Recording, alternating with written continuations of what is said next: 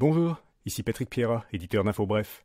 Cet épisode du balado InfoBref vous est offert par le service d'hébergement web Planet Hoster. Voici l'essentiel des nouvelles ce jeudi 25 janvier. Il y a une nouvelle action en justice contre le projet Northvolt. Après la demande d'injonction du Centre québécois du droit de l'environnement, c'est au tour du Conseil Mohawk de Kanawake de saisir la justice.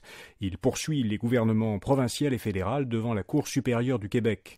Le Conseil reproche au gouvernement de ne pas avoir respecté ce qu'il appelle leur devoir de consultation des Premières Nations avant d'autoriser la construction de l'usine de batterie. Dans un communiqué, un responsable de Kanawake affirme que, sans mesure d'atténuation, la construction de l'usine pourrait entraîner la perte insensée de nombreuses espèces en péril dans la région. Élections Québec a annoncé la liste des villes qui, dans le cadre d'un projet pilote, auront la possibilité de voter en ligne lors des prochaines élections municipales en 2025. Cette option sera offerte aux électeurs de certains districts ou arrondissements de 21 villes participantes. Élections Québec estime qu'environ 300 000 électeurs pourront ainsi essayer le vote par Internet. Vous pouvez voir la liste des 21 villes choisies à infobref.com. Selon le Globe and Mail, 5 joueurs de l'équipe canadienne de hockey junior de 2018 doivent se présenter à la police de London, en Ontario, parce qu'ils feraient face à des accusations d'agression sexuelle liées à un viol collectif présumé survenu en 2018. Une femme a porté plainte en 2022 contre Hockey Canada, la Ligue canadienne de hockey, et 8 joueurs de l'équipe junior. Elle affirme que les joueurs l'ont agressée dans une chambre d'hôtel le soir d'un gala bénéfice de Hockey Canada après leur victoire au championnat du monde junior. Un avion militaire russe s'est écrasé en Russie, près de la frontière ukrainienne. Selon Moscou, il transportait 65 prisonniers ukrainiens en vue d'un échange de prisonniers avec l'Ukraine. Le gouvernement russe accuse les forces ukrainiennes d'avoir abattu l'appareil. Il soutient que les prisonniers, l'équipage et 3 militaires russes étaient à son bord et qu'ils ont tous été tués. L'armée ukrainienne a confirmé qu'un échange de prisonniers était prévu et qu'il n'a pas eu lieu. Elle dit qu'elle n'a pas d'informations fiables et complètes sur les passagers de l'avion et que la Russie ne l'avait pas informé de la nécessité de sécuriser l'espace aérien pour ce vol. Pour la 4e fois consécutive, la Banque du Canada laisse son taux directeur inchangé à 5%. Le gouverneur de la banque, Tiff Maclean, a expliqué que l'inflation est encore trop forte et qu'il faut laisser le taux à un niveau élevé le temps d'en voir l'effet. Il a cependant souligné que la demande globale de produits et services n'excède plus l'offre. Donc, selon lui, la question n'est plus de savoir si le taux directeur actuel est suffisamment restrictif pour ralentir l'activité économique.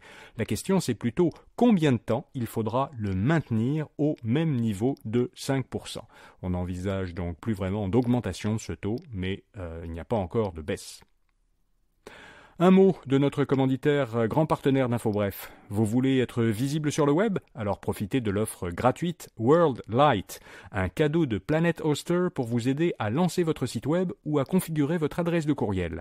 Pour des conseils d'experts en hébergement web, visitez planethoster.com. Démarrez votre aventure numérique avec World Light de Planet Hoster, votre meilleur allié. Suivez le lien dans les notes de l'épisode.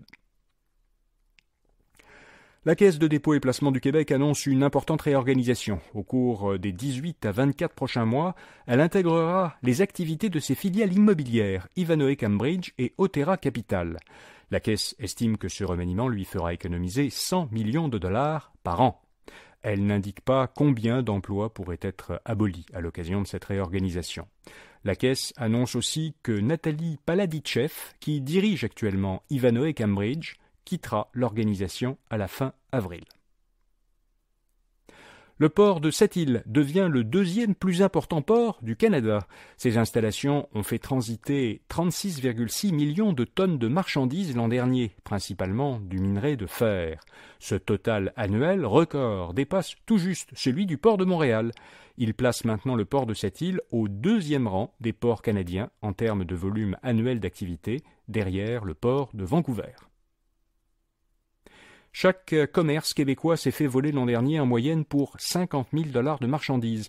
C'est ce qu'estime le Conseil québécois du commerce de détail, selon un sondage auquel ont répondu des détaillants québécois. L'an dernier, la valeur des marchandises déclarées volées correspondait à 1% de la valeur totale des ventes. Cela représentait environ 1,8 milliard de dollars, soit en moyenne 50 000 dollars par établissement. Le Conseil québécois du commerce de détail constate que la part des marchandises déclarées volées est en augmentation. Donc elle était de 0,7% en 2021, 0,85% en 2022 et donc elle est montée à 1% l'an dernier, 2023. Et puis des scientifiques ont réussi le premier transfert d'embryons de rhinocéros.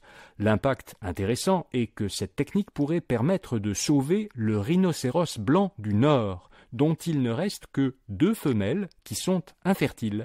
Et le dernier mâle, il n'y en a plus, il est mort en 2018. Mais les scientifiques ont quand même pu créer 30 embryons à partir du sperme du dernier mâle et des ovocytes des 2 dernières femelles. Ces embryons seront implantés chez des femelles d'une autre sous-espèce, les rhinocéros blancs du Sud. Voilà, vous savez l'essentiel. Bonne journée et à demain matin.